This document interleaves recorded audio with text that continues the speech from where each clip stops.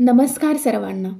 आजच्या व्हिडिओमध्ये आपण यम, कावळा आणि पिंडस्पर्शाचा संबंध काय याविषयीची पितृपक्षामधील रंजक अशी कथा जाणून घेऊया। तुम्ही पाहिलं असेल, कावळ्याने पिंडाला किंवा अन्नाला स्पर्श केला म्हणजे मृत व्यक्तीच्या इच्छा पूर्ण झाल्या असे समजले जाते।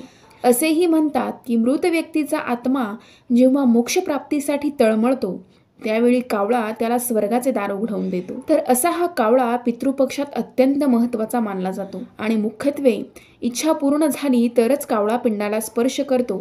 तर चला तर मग जाणून घेऊया याविषयीची एक छोटीशी कथा। यमराज, शनिदेव आणि भैरव हे 3 दंडनायक आहेत। यमराजाला मार्कंडेय पुराणानुसार दक्षिण दिशेचे दिग्पाल आणि मृत्यूची देवता म्हणतात। पुराणानुसार यमराजाचा रंग हिरवा आहे आणि त्यांनी लाल रंगाचे वस्त्र धारण केले आहे। स्कंद पुराणात कार्तिक कृष्ण त्रयोदशीला दिवे लावून यमाला प्रसन्न केले जाते। दक्षिण ही यमाची दिशा आहे। अशा शक्तिशाली यमाने एकदा घाबरून कावळ्याचे रूप धारण केले होते। तर दुसरी गोष्ट अशी की रामायणातील उत्तरखंडात ही गोष्ट सांगितलेली आहे। राजा मरुद महाप्रतापी, पराक्रमी आणि कीर्तिवान राजा होता। एकदा मरुत राजाने यज्ञाचे आयोजन केले। शंभूदेवाला उद्देशून हा यज्ञ आयोजित केला होता। या यज्ञासाठी ऋषीमुनी तसेच देवी देवता उपस्थित होते।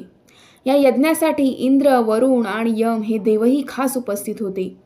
महेश्वरासाठी असलेल्या या यज्ञात अचानक रावण त्याच्या सैन्यासह आला।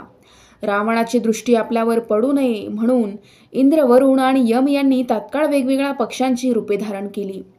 त्याचे वर्णन करताना रामायण उत्तरकांडात म्हटले आहे, इंद्रो मयूर संवृत्तो धर्मराजस्तु वायसः कृकुलासो धनाध्यक्षो हंसस्य वरुणो भवत।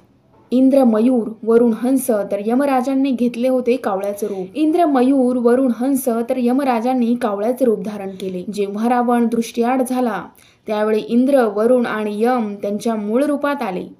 या दरम्यान राजा मरुताने रावणाविरुद्ध लढण्यासाठी तलवार म्याणातून बाहेर काढली।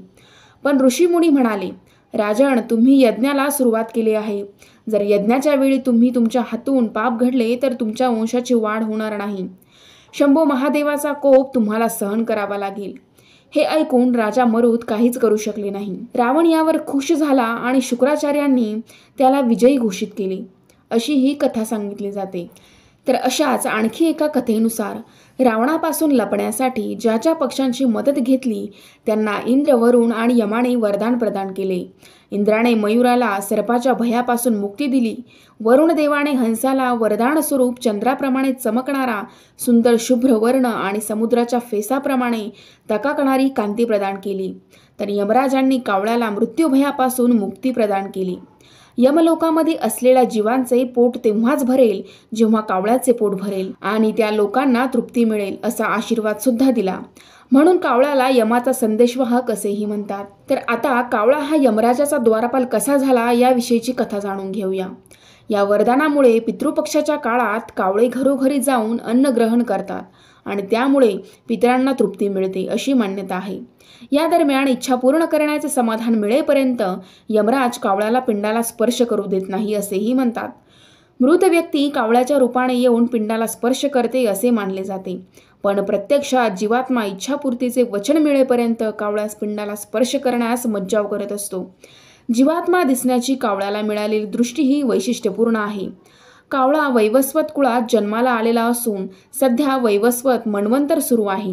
जोपर्यंत हे मन्वंतर आहे तोपर्यंत कावळा हा यमराजाचा द्वारपाल आहे। म्हणून पिंडाला काकस्पर्श झाला म्हणजे मृतात्म्यास यमद्वारी प्रवेश मिळेल असे म्हणतात।